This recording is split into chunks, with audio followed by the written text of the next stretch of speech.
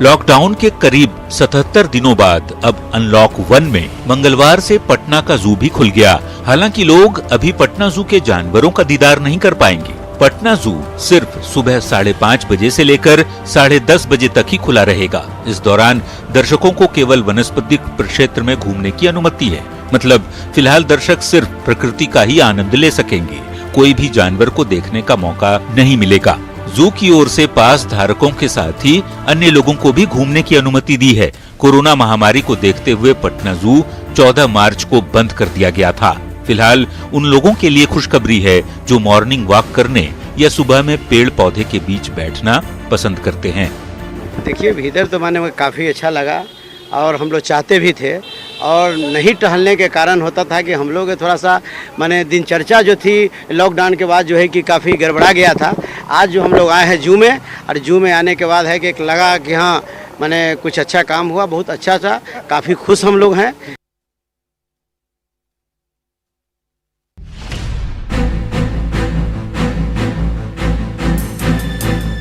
Gate खुल गए हैं, स्वागत की तैयारी पूरी, इंतजार बस एक सैलानी तुम कब आओगे।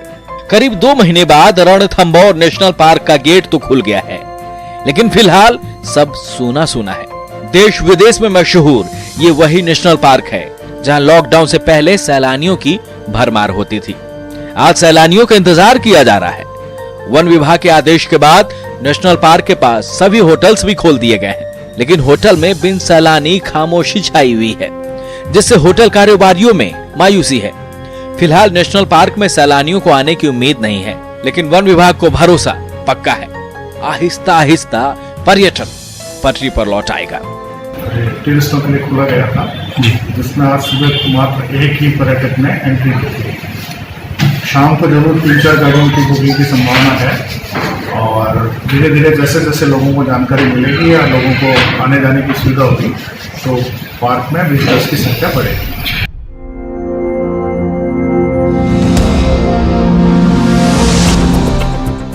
यह है रोहतास जिले के जलालपुर गांव का क्वारंटीन सेंटर। यहां दूसरे प्रदेशों से आए 56 लोगों को क्वारंटीन किया गया था। अब 14 दिन का समय पूरा होने के बाद प्रवासियों को विदा किया जा रहा है। इनमें 12 महिलाएं और 8 बच्चे भी शामिल हैं। आप सोच रहे होंगे ऐसा तो पूरे बिहार में हो रहा है, यहाँ खास क्या है? तो जान लीजिए, इस क्वारंटीन सेंटर को गांव की कमेटी चला रही थी। सरकार का इसमें कोई सहयोग नहीं था, लेकिन प्रवासी मजदूरों और उनके परिवार का हर तरह से ख्याल रखा गया। जब घर जाने का समय आया तो सबको कपड़ा और उपहार देकर विदा किया गया। व्यवस्था से यहाँ रह रहे प्रवासी मजदूर काफी खुश दिखे। जो मदद था उसके नहीं मिलने के बावजूद भी हमारे गांव के कल्याण समिति द्वारा इन 14 दिनों में हर सुख सुविधा खाने पीने की चीज़ें दी गई, कोई दिक्कत नहीं हुआ। गांव के लोग भी मदद किए। गांव के अनिल सिंह और जोगिंदर सिंह 15 दिन हम लोग के लिए चाय बिस्कुट हर सुबह दिया करते थे।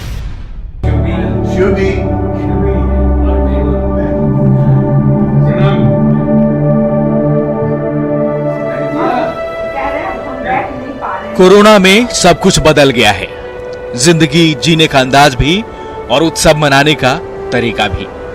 जयपुर से ऐसी ही खबर आई है। ऑनलाइन मुलाकात के ये दृश्य आपके लिए भले ही नॉर्मल हो, पर जिंदगी की पीच पर शतक जड़ चुके इस शख्स के लिए ये लाइफ टाइम अचीवमेंट से कम नहीं।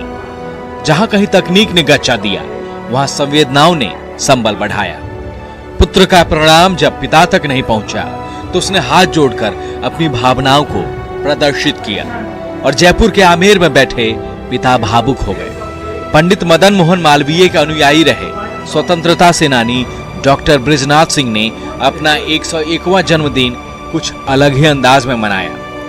कोरोना की वजह से अपने भले ही जन्मदिन के जश्न में ना जुट पाए हों, लेकिन उनकी ऑनलाइन मौजूदगी ने मौके को यादगार बना दिया।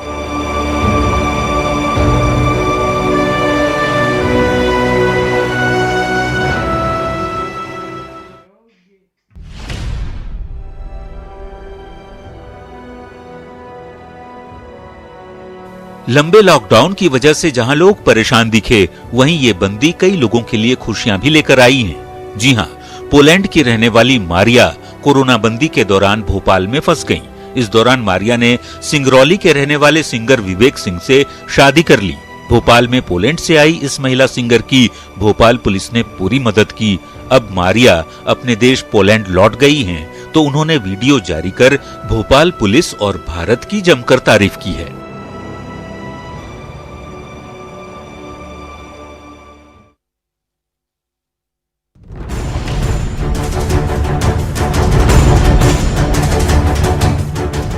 चलती ट्रेन और साथ में तेज गति से दौड़ता आरपीएफ का जवान। सीसीटीवी की ये तस्वीरें जब सामने आई तब दुनिया को पता चला कि आरपीएफ के इस जवान ने जान पर खेलकर 4 महीने की बच्ची के लिए ट्रेन में दूध पहुंचाई। जवान के इस कदम की प्रशंसा रेल मंत्री पीयूष गोयल ने भी की थी। उन्होंने ट्वीट कर इसकी जानकारी लोगों को दी थी। दरअसल कर्नाटक के बेलगांव के लिए चली ट्रेन में साफिया हाशमी सफर कर रही थी। रास्ते में दूध खत्म हो गया। कई जगह लोगों से मिन्नतें की। भोपाल स्टेशन पर सिपाही इंदर सिंह यादव से भी दूध के लिए मदद मांगी, लेकिन इंदर पहुंचते उसके पहले ही ट्रेन खुल गई। फिर क्या था, एक हाथ में राइफल और दूसरे हाथ में दूध का पैकेट लेकर दौड़ते हुए सुंदर ने साफिया तक दूध पहुंचा दी। साफिया अब भी इस मदद को नहीं भूली।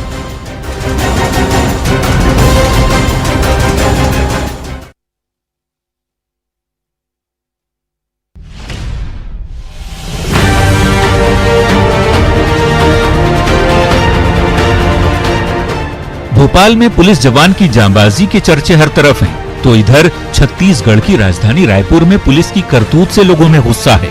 बीरगांव उरला थाना क्षेत्र के मेन रोड का एक वीडियो सोशल मीडिया पर इन दिनों तेजी से वायरल हो रहा है, जिसमें एक टीआई लोगों को लाठी से मारते दिख रहा है। दरअसल बीरगांव का पूरा क्षेत्र कंटेनमेंट जोन में है और रविवार को शहीद नगर में एक व्यक्ति की मौत हो गई। डॉक्टरों ने मृतक को कोरोना संदिग्ध बताया, लेकिन फिर कई लोग मृतक को देखने पहुंच गए। फिर क्या था, पुलिस जवान ने लाठी भांजनी शुरू कर दी। इस दौरान एक युवक की जमकर पिटाई हुई। रायपुर एसएसपी ने मामले की जांच के आदेश दिए हैं।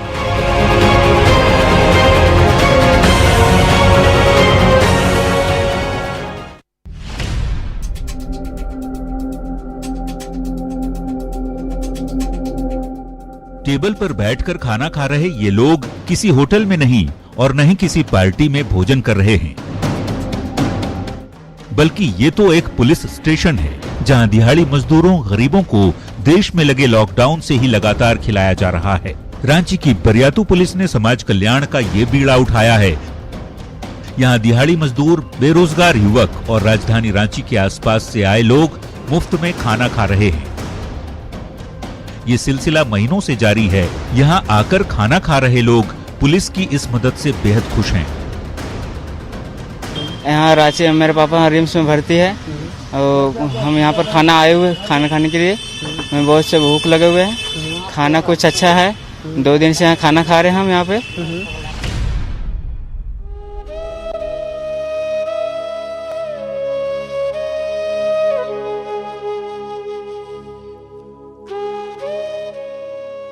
देश की कोयला राजधानी धनबाद, जहां लाखों लोगों को रोजगार मिला है। कोरोना बंदी में दूसरे शहरों से आए प्रवासियों को भी ये शहर अब रोजगार देगा। केंद्र सरकार ने कोयले खदान की खुली नीलामी की घोषणा की है। अब इसका असर भी दिख रहा है। बीसीसीएल के लिए आउटसोर्सिंग को लेकर कई लोगों ने इच्छा जताई है। स्थानीय लोगों में इसे लेकर खुशी का माहौल है। यहाँ के लोग मानते हैं कि आउटसोर्सिंग के काम में बड़ी संख्या में मजदूरों की जरूरत होगी, जिससे यहाँ के लोगों को रोजगार मिलेगा। कंपनियों के नए प्रोजेक्ट में स्थानीय मजदूरों को शामिल करने को लेकर प्रबंधन ने स्वीकृति भी दे दी है। जाहिर है, यहाँ आए मजदूरों को काम के लिए दूसरे शहरों में पलायन नहीं करना पड़ेगा। ये मेरे ख्याल से 4 साल का प्रोजेक्ट है और अभी ये 25 तारीख ईद वाले दिन इसका भूमि पूजन हुआ था और उसके बाद कल से रेगुलर काम स्टार्ट हुआ है और अब ये चलेगा।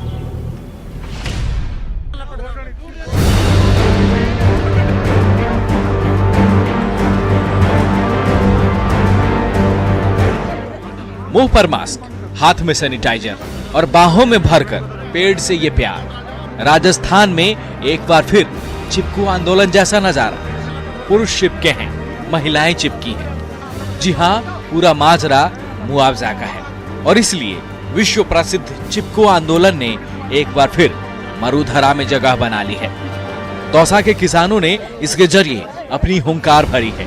जिले के धनावट गांव में किसानों ने दिल्ली मुंबई एक्सप्रेसवे के लिए अधिगृहित जमीन का बाजार भाव से मुआवजा देने की मांग को लेकर इस बार चिपको आंदोलन की शुरुआत की है। लेकिन इस दौरान कोरोना से बचाव को लेकर नियमों का पालन भी किया जा रहा है। यहाँ के पेड़ कट रहे हैं, यहाँ की पाइपलाइन रपेट दी, इनके पोल तोड़ दिए, इनके कुएं रपेट दिए, ट्यूबवेल रपेट दी और उनका पैसा मिलना चाहिए था। एक्ट में प्रावधान है, पैसा नहीं दे रहे।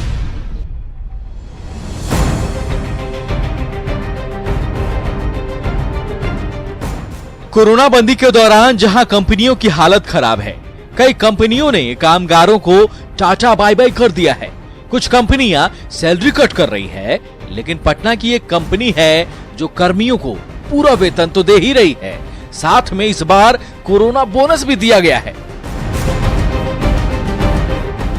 जी हां, यह कंपनी है मित्तल ग्रुप, जो बिहार ही नहीं बल्कि देश के लिए एक मिसाल साबित हो रही है। कंपनी के मैनेजिंग डायरेक्टर का मानना है कि इससे तनाव खत्म होगा और लोग बेहतर तरीके से काम करेंगे। जाहिर है, कोरोना बोनस पाने के बाद कंपनी के कर्मचारी और अधिकारी काफी खुश हैं। हम लोगों को लगा कि थोड़ा सा एक मोरल सपोर्ट, मॉनेटरी सपोर्ट करना चाहिए, इसलिए हम लोगों ने वो एक लॉकडाउन बोनस के नाम पे इसको एक नाम दिया हमने लॉकडाउन बोनस, कि चलो कुछ इससे हमारे जितने भी टीम मेंबर्स हैं, हमारे जितने भी साथी हैं, हमारे जितने भी एम्प्लॉइज हैं, सबको प्रोत्साहन मिलेगी काम करने के लिए।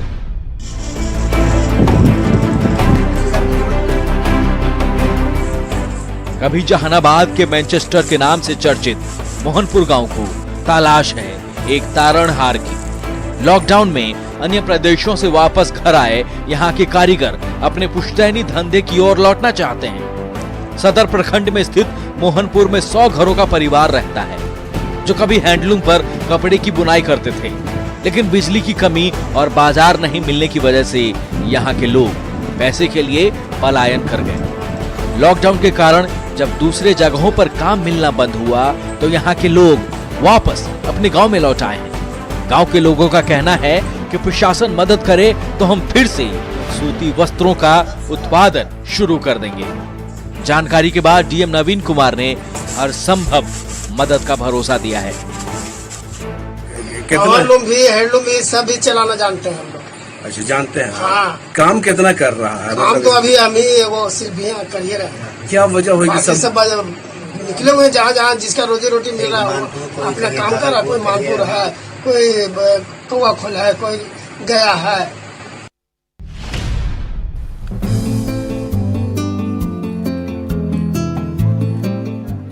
पीएम मोदी ने देशवासियों से आत्मनिर्भर बनने की अपील की है। पीएम की अपील का असर गोपालगंज के चौराव में दिख रहा है। दूसरे प्रदेशों से लौटे युवाओं ने पहले अपने गांव को सुंदर बनाने की दिशा में काम करना शुरू कर दिया है। गांव में आने वाले रास्ते पर स्वागत द्वार बनाया, जिस पर स्वराज की स्थापना के नारे लिखे। बिजली की पोल को तिरंगे में रंग दिया, जिस पर एलईडी लाइट लगाने की तैयारी है। सड़कों के किनारे उगाए घास पात की सफाई की गई और अब कूड़ेदान रखने की भी योजना है। युवाओं का कहना है कि फिलहाल काम नहीं है, कहीं जाना नहीं है, तो गांव को संवारने की दिशा में जितना हो सकता है हम सब मिलकर काम कर रहे हैं। वैसे मेरे देश के माननीय प्रधानमंत्री मोदी जी ने भी कहा कि अब हम लोगों के आत्मनिर्भर बनना है, तो हम लोग सोचा कि क्यों ना ऐसा करे कि हम लोग का गाँव कुछ ऐसा हो कि फिर हम लोग के गाँव में बेहतर बदलाव आया।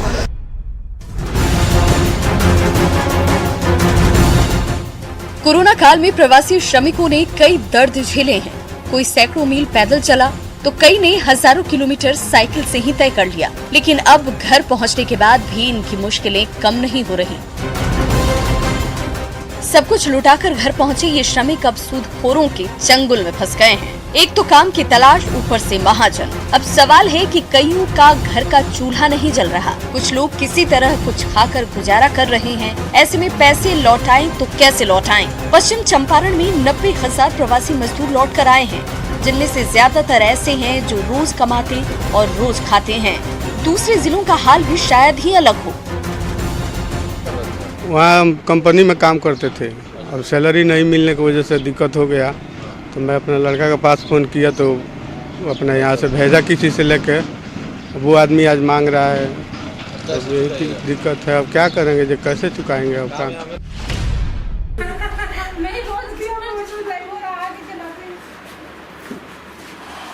आम के आम और गुठलियों के दाम, कहानी तो आपने जरूर सुनी होगी।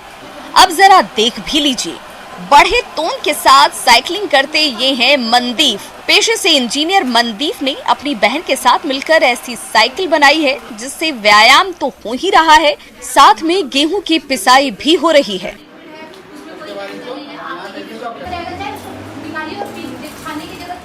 यही नहीं, पूरे परिवार को आत्मनिर्भर बनाने के लिए भी इन्होंने पहल की है। इनके घर में देसी साबुन, हैंड वॉश, कोल्ड ड्रिंक्स जैसे कई सामान बनाए जा रहे हैं जो बिल्कुल लोकल हैं। अब घर के दूसरे सदस्य इसे बाजार तक पहुंचाने की तैयारी में हैं।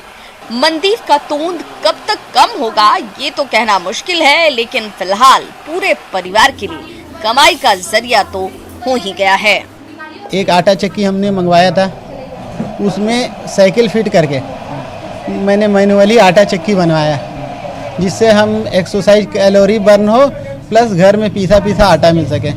तो उसको असेंबल करके मैंने घर में आटा चक्की बना दी है, जिससे आप पैडल मार के आप उससे आटा निकाल सकते हैं, जिससे शरीर भी फिट हो जाएगा और घर में पीसा पीसा शुद्ध आटा मिलेगा।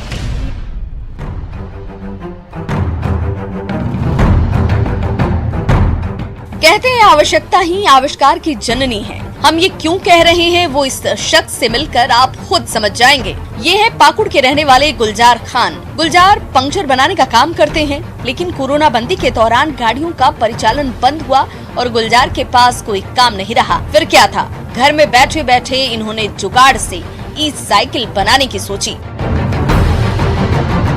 पास में रखे कुछ सामानों को इकट्ठा किया और फिर उसमें टायर, बैटरी और मोटर लगाई और ई साइकिल बनकर तैयार हो गई। एक बार बैटरी चार्ज होने के साथ ही ये ई साइकिल 40 किलोमीटर चलती है। कम पढ़े लिखे गुलजार का ये आविष्कार लोगों के लिए चर्चा का विषय बना हुआ है।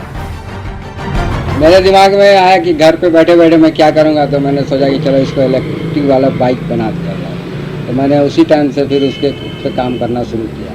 मैंने इसे 1 सप्ताह में बनाकर कंप्लीट किया। लंबे लॉकडाउन की वजह से खेती के प्रति लोगों का रुझान बढ़ा है। बंदी के दौरान छात्रों के पास भी काफी समय था, क्योंकि स्कूल और कॉलेज बंद हैं। ओडिशा के अंगुल जिले में कुछ छात्रों ने इसका सदुपयोग किया और फिर सब्जी की खेती शुरू कर दी। बाजीराव छात्रावास के इन छात्रों की मेहनत रंग लाई और फिर कई तरह की सब्जियां तैयार हो गई। ये छात्र दूसरे छात्रों के लिए एक उदाहरण भी हैं, जिनके लिए खाली समय गुजारना मुश्किल हो रहा है। छात्रावास के संचालक कृष्णा मोहंती छात्रों की मेहनत से काफी खुश हैं। कृष्णा की माने तो सब्जी उत्पादन के साथ छात्रों का शारीरिक व्यायाम भी हो रहा है।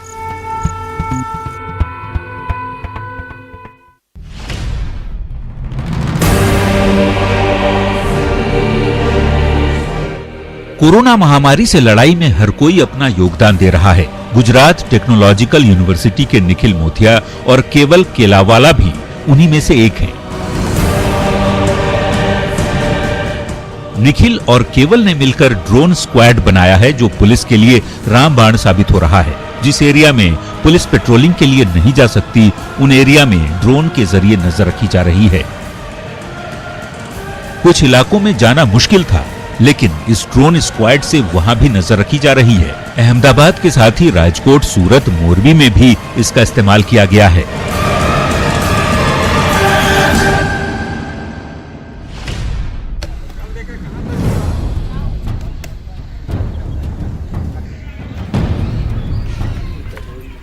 गले में मेडल दिखाती ये है हैंडबॉल खिलाड़ी शबनम।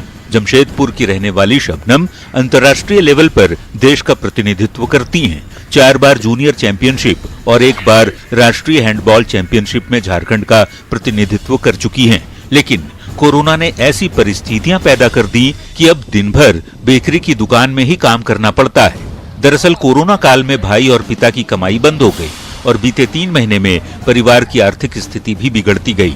ऐसे में गरीब परिवार का गुजारा कैसे हो? अब शबनम सुबह सुबह प्रैक्टिस करती हैं और फिर दिन भर ड्यूटी। युवा खिलाड़ी की इच्छा है कि एक अदद नौकरी मिल जाए जिससे घर भी चले और खेल में भी समय दे पाएं। अभी सर थोड़ा घर की स्थिति खराब होने के कारण मैं प्रैक्टिस करती हूँ सर, सुबह करती हूँ और शाम में फिर दिन भर ड्यूटी में रहती हूँ। इसके कारण से सही प्रैक्टिस नहीं हो पाता है, सही टाइम नहीं दे पाते गेम को, जो कि मुझे ज़्यादा से ज़्यादा गेम पे देना चाहिए सर, जो कि मेरे से नहीं हो पाता क्योंकि घर की हालत बहुत बुरी है।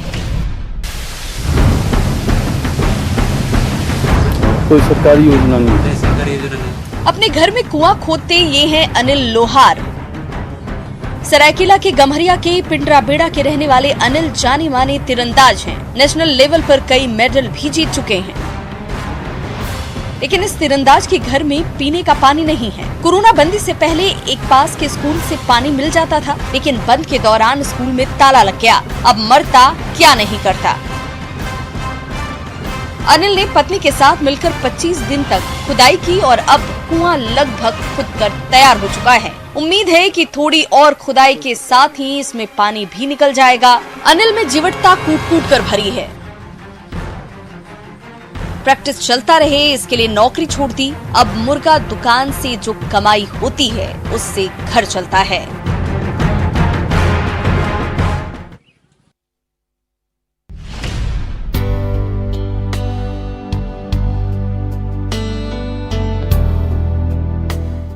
कोरोना वायरस से बचाव के लिए मास्क सबसे अहम है। बाजार में तरह तरह के मास्क उपलब्ध हैं, लेकिन लौ नगरी जमशेदपुर में बन रहे मास्क में झारखंड की कला संस्कृति भी देखने को मिलेगी।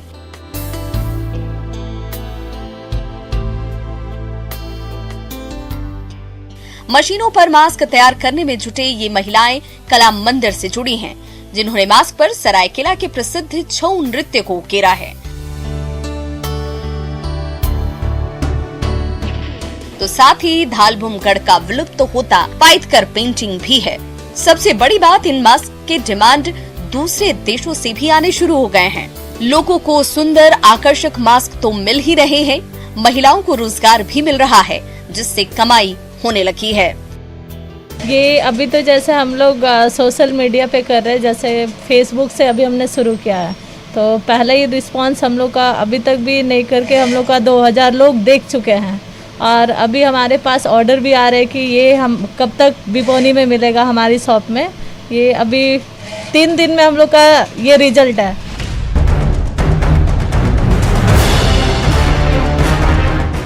छोटी छोटी कोशिशों से कोरोना जैसी महामारी का सामना किया जा सकता है। सहरसा की रहने वाली रानी इसकी मिसाल हैं। रानी खुद पढ़ाई करती हैं, साथ ही स्कूल में बच्चों को पढ़ाती भी हैं, लेकिन कोरोना काल में स्कूल कॉलेज बंद हैं। ऐसे में रानी कोरोना से बचाव के लिए लोगों को जागरूक कर रही हैं। यही नहीं, अपनी कमाई से जमा किए गए पैसों से वो लोगों को मास्क और साबुन भी उपलब्ध करा रही हैं। इस काम में रानी को यातायात प्रभारी नागेंद्र राम से सहयोग मिल रहा है। रानी की कोशिशों से कई लोगों को कोरोना और इससे बचाव की जानकारी मिल रही है। सर, मैं मास्क बांटी हूँ और साबुन बांटी हूँ। अभी तक क्या करती हैं? सर, मैं होम ट्यूशन पढ़ाती हूँ और स्कूल में पहले पढ़ाती थी, तो अभी लॉकडाउन की वजह से स्कूल अभी तो क्लोज हुई है ना, तो अभी होम ट्यूशन पढ़ाती हूँ फिलहाल में।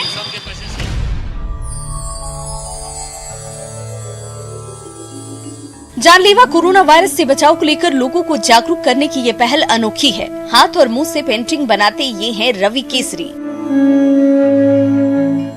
हजारीबाग के बरही के रहने वाले रवि ने कोरोना के दौरान लोगों को छू लेने वाली कई घटनाओं को चित्र के माध्यम से उकेरा है। साथ ही लोगों को अपने चित्र के माध्यम से बचाव को लेकर संदेश भी दे रहे हैं। रवि के चित्रों में चिकित्सक, सफाई कर्मी, पुलिस और मीडिया जैसे कोरोना योद्धा नजर आते हैं। रवि बताते हैं कि चित्रकारी उनका शौक रहा है, जिसे कोरोना काल में निखारने का उन्हें मौका मिला और फिर परिणाम सबके सामने है। जो महिला अपने बच्चे को सूटकेस पर ले जा रही है, उन पर भी मैंने पेंटिंग बनाई। सोनू सूद जो एक फिल्म स्टार हैं, अभी मजदूरों की मदद कर रहे हैं, उनकी पेंटिंग भी बनाई है। कोरोना से बचाव के लिए भी पेंटिंग बनाई, बहुत सारे मैंने गाने भी गाए हैं इस पर, और मेरा प्रयास है कि अपने पेंटिंग के माध्यम से लोगों में जागरूकता फैलाने का काम करूं।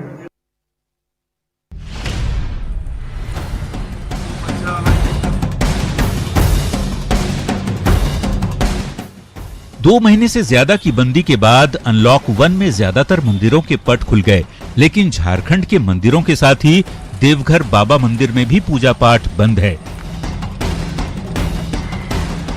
ऐसे में बांस की टोकरी बनाने वाले कारीगरों के चेहरे पर मायूसी है।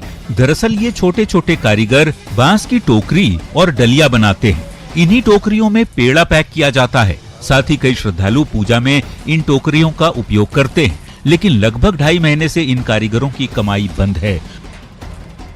टोकरियां तो तैयार हैं, लेकिन इनके खरीदार नहीं मिल रहे। अब इंतजार है कि देवघर की दुकानें फिर से खुलें और ग्राहक आएं तो टोकरी बिके, जिससे जिंदगी फिर से पटरी पर लौट सके।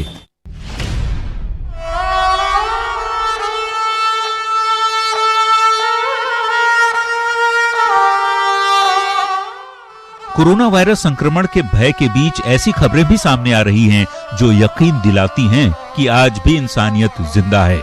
खबर गिरिडीह से है, जहां मुस्लिमों ने मिलकर एक हिंदू महिला का अंतिम संस्कार पूरी रीति रिवाज के साथ किया। मुफस्सिल थाना क्षेत्र के पहाड़ीडीह में 72 वर्षीय लखिया देवी की मौत हो गई। कोरोना काल में बहुत कम रिश्तेदार लखिया के अंतिम संस्कार के लिए पहुंच सके। ऐसे में मुस्लिम समुदाय के युवकों ने